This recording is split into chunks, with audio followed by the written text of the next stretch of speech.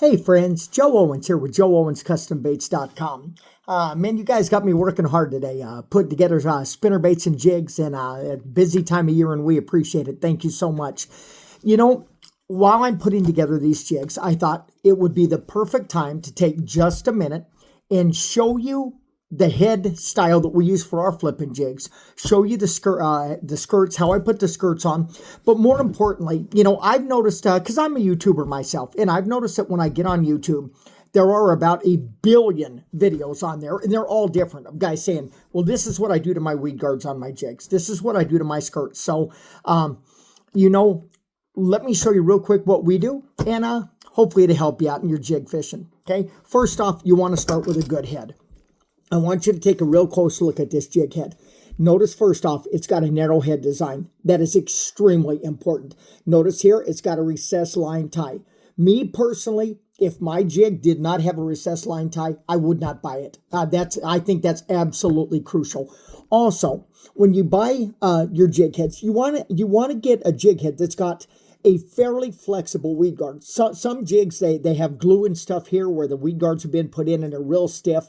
And, you know, it's just a sign of low quality, to be honest with you. But the main meat on a jig, one, you want to have at least one keeper here. Our jigs use 2 keepers. It's going to hold your trailers tight here. It's going to hold them in place. You're not going to need to put any glue or anything on them. But take a look at that hook. I mean, that thing is jumbo to jumbo. That is a 2X strong, heavy-duty needle point hook. Extremely sharp, extremely durable.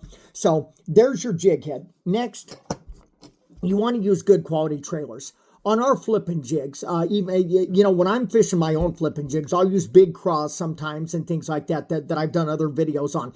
But when we sell them to you guys, the standard trailer that comes is a 4-inch twin tail. Now, there's a lot of twin tails on the market. I use a special one that has a little subtler action in the tails. There's not so much of a curl there, and I think that's important. This is an outstanding jig. It's got a good scent to it. They're all color coordinated with the jigs that we make for you guys, and I promise you, it's of the highest quality. It's a very durable trailer. You'll catch a number of fish on it before the plastic starts to rip. They're just an all-around good trailer.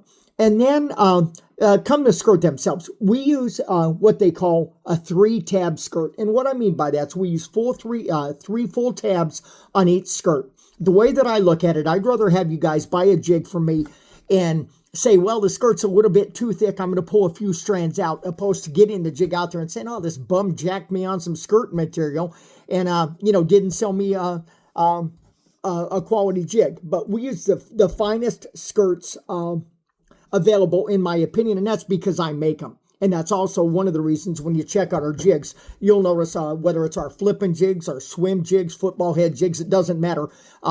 Even our bladed swim jigs, we offer you guys custom colors that nobody else has. And I guarantee you that because I'm a fisherman too. I'm out there all the time. I see what's on the market. I see what other guys are using. I see what other guys are making.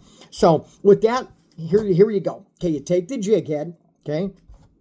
You'll notice on the skirt itself, typically, not always, I don't get real worked up about it. You know, some guys will say, oh, well, you know, you got to have the black part on the top or the dark part on the top or the bottom. I really don't care about that. I'm not going to give a bass that much credit. They're not that smart. They don't have a huge brain. You know, you're not fishing for Albert Einstein. So you hold the skirt like this. Then what you want to do is you want to put that hook point right through the middle of it. You want to thread it up on there. Press it over the first keeper. Make sure it goes up over the second keeper all the way to the top. Okay? Now what I like to do, now is when I start to work on it a little bit. I'll pull my skirts out the top here. I want to make sure that I'm getting the skirt all the way around so that it's nice and smooth. There's no rough pieces or anything. Now, when you get to this point, you know, some people that maybe they don't do a lot of jig fishing, they might take a look at this and say, well, you know, that looks like it's kind of done. Okay, there's 2 modifications that I personally make to every jig when I'm getting ready to fish it, and I think they're absolutely important. First off, let me show you a trick that I learned from Denny Brauer, you know, jig fishing legend Denny Brauer. Is there anybody that's ever been better at pitching or flipping jigs than that guy? And what he talks about is when you're trimming up a skirt, And, you know, you'll notice here, now this one here is actually not bad. It's probably, I don't know, 3/4 of an inch, maybe an inch below the bend or the saddle and the hook point. Now, a lot of guys will take a jig like this and they'll hold the material down here and they'll just cut it perfectly horizontal there. And that will work, but there's an issue with that. When you do that, what happens is, because the angle that you're cutting that skirt at, that jig, when it's in the water, it just kind of lays flat. It doesn't have a lot of flare to it. However, the genius of Denny Brauer, okay, if you'll come to this side and you'll cut it down at an angle, okay, you want to cut it down at an angle like this, kind of like an inverted V, and then you turn the jig around and you do the exact same thing here on the back side, okay? I didn't do a very good job of that. I still need to get this side here just a little bit. Now, what happens by doing that, you're actually cutting it in an angle like this, okay? You're cutting it in an inverted V. You're cutting it down this way and then down this way. And what happens when that jig lays flat in the water like that, it flares the jig out. Now, just to show you how I trim it, okay? This is not the way. I should have done this first, is what I'm trying to tell you. I kind of messed it up.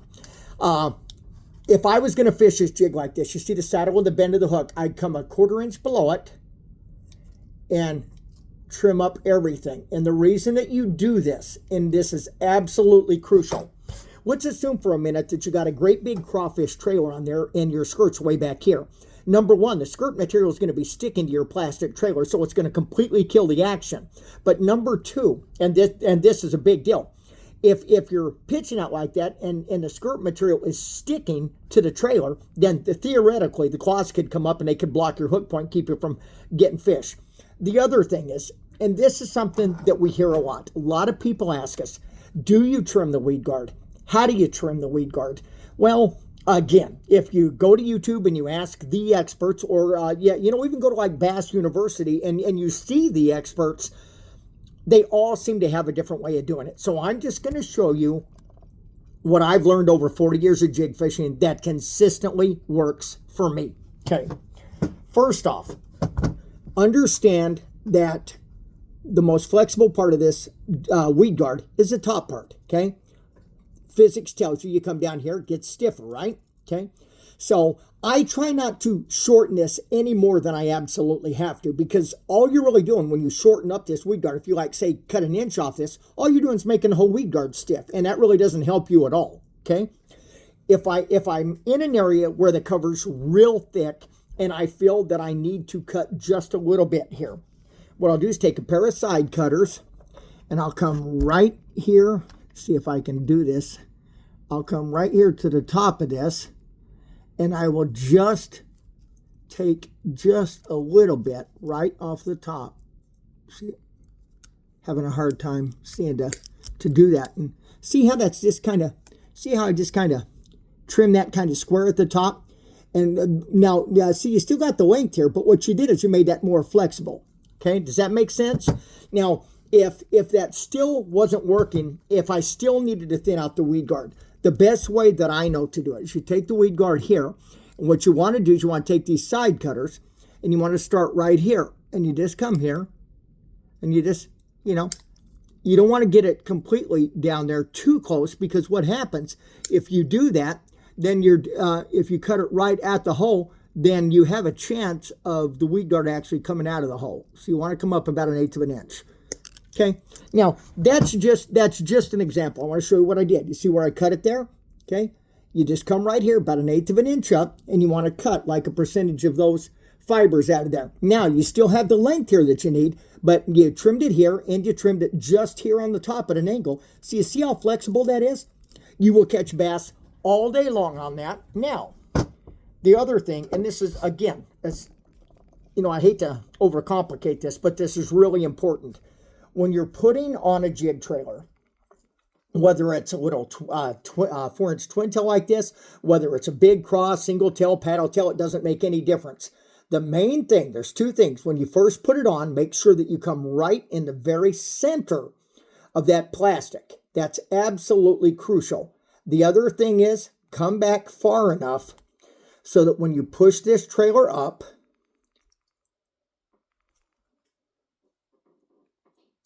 See that? What do you see? You see how the skirt, when you press the trailer up, you want to press it up tight because that helps to flare that skirt out more. But in addition to that, look how that looks in my hand. I don't know how well you can see this. Okay? You see that? See how the trailer is perfectly flat with the shank of the hook? There, you got it. That's how you take a jig and take a great bait and make it a fantastic bait. That bait right there will catch you all the bass that you can possibly stand. One little side note in case you're not familiar. When you order jigs from our online store at joeowenscustombaits.com, and this is all our jigs, our swim jigs, our flipping jigs, our football head jigs, it doesn't make any difference. When you order jigs from us, we always put the trailer on and we always trim the skirts up for you. But if you want the weed guards trimmed, you have to specifically ask because a lot of guys fish a thicker weed guard and they don't want you to trim them. So when we sell them, unless you ask, you're going to get a full weed guard and you have to trim it up yourself. God bless you and your family. I hope you have a great weekend. Thank you for your business. We appreciate it, and thank you for your support. I'm Joe Owens, and I appreciate you watching the video.